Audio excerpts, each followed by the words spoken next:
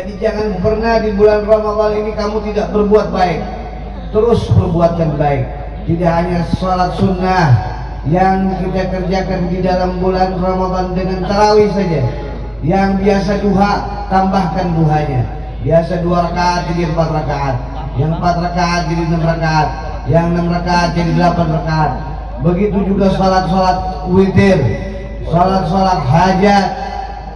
Dan kalau bisa khatamkan Quran di bulan Ramadan. Jangan sampai bulan Ramadan lewat begitu saja kita tidak kerjakan kebaikan. Biasanya kalau habaib itu ada malam 21 di Empang Bogor, malam 23 di Al-Hawi, malam 25 di Kuitang, malam 27 di Luar Batang. Biasanya Nurul Mustafa bikin nuzul Quran. Datang karena di situ tempat rahmat turun, tempat daripada ampunannya dosa, pandangannya Allah, malaikat-malaikat menyinari hati kita. Jangan sampai kita sia-siakan. Insya Allah setiap malam minggu di bulan Ramadan, Majelis Nurul Mustafa berada di Masjid Nurul Mustafa Center. Nggak muter-muter dulu, kecuali malam Selasa. Ya, malam Selasa di Habib Kunjung biasanya. Tapi karena itu ada sholat tarawih, jadi sholat tarawih jangan tinggal. Juga pekerjaan-pekerjaan yang lain seperti qiyamul lail. Setelah sholat tarawih kita mau tadarusan, habis itu waktunya. Baik, kalau tadarusan siangnya tidur gimana? Yang penting jangan lupa sholat. Zuhurnya jangan nggak dikerjain. Sholat zuhur, asarnya sholat asar. Agar puasa kita itu betul-betul mendapatkan pandangan Allah.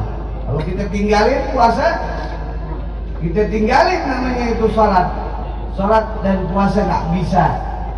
Dua-duanya ini adalah penting dikala kita nanti berjumpa dengan Allah Subhanahu Wa Taala.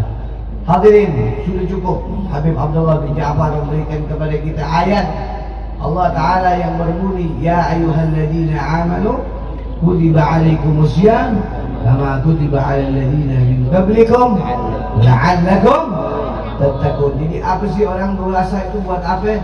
Buat kita ini menjadi orang yang bertakwa. Orang yang bertakwa itu seperti apa? Orang yang bertakwa itu orang yang banyak takutnya sama Allah. Orang yang bertakwa itu orang yang banyak malunya sama Allah. Orang yang bertakwa itu orang yang ngikutin para salafun saleh. Orang yang bertakwa itu orang yang memegang teguh baginda Nabi besar Maulana Muhammad sallallahu alaihi wasallam. Terakhir, 2 minggu saya tidak berjumpa dengan kalian di setiap dakwah dikarenakan seperti biasa kita ketahui para habaib di seluruh mancanegara yang dipanggil, diundang oleh Imam Al-Fiqih Muqaddam Muhammad bin Ali Bali, yang diundang oleh Nabi Allah Hud alaihissalam dan para aulia yang ada di negeri Hadramut, maka siapa yang diundang Allah akan izinkan. Mudah-mudahan antum semua diundang ke sana. Ke kota Kerim, ke kota Hadramut, bisa ziarah ke makam para aulia. Hadirin, saya kasih tahu sama antum semuanya. Hadramut belum Ramadan saja hawanya sudah seperti Ramadan. Kenapa saya bilang begitu? Tidak ada yang kedengaran di telinga melainkan hikmah-hikmah, kebaikan.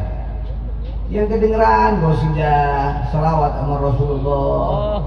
Enggak kita lihat di mata kecuali wali-walinya Allah Subhanahu Wa Taala. Ziarah ke wali ini, ziarah ke wali ini, ziarah. Capeknya kita banyak berdoa di tempat-tempat masjid yang dimuliakan oleh Allah, yang di situ dibangun oleh para wali-wali Allah. Masjid Bahdar, Masjid Segaf, Masjid Aidrus, Masjid Ba'alwi, luar biasa. Ini kita cuman Ramadan kita merasakan. Jangan sampai datang Ramadan kita sia-siakan. Sedangkan di Hadramut belum Ramadan dia sudah Ramadan.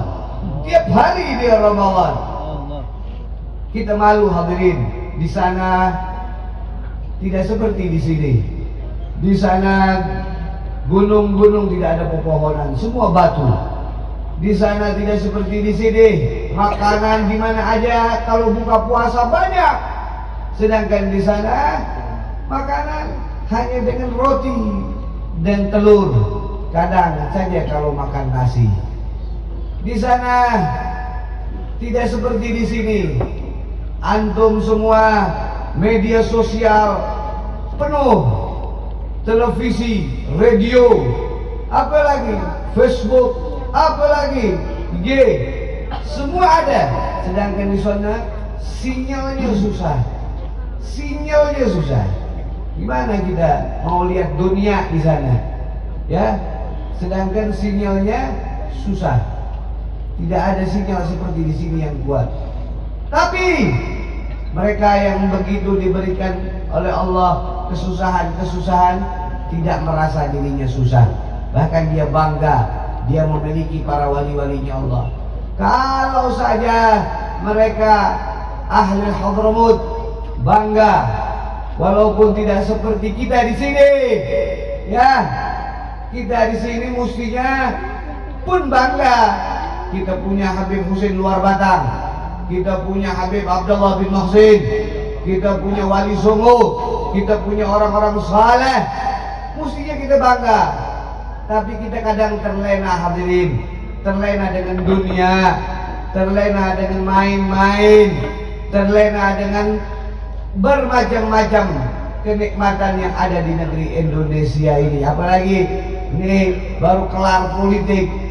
Jangan saling menghina, jangan saling mencaci. Satu sama lain bersaudara.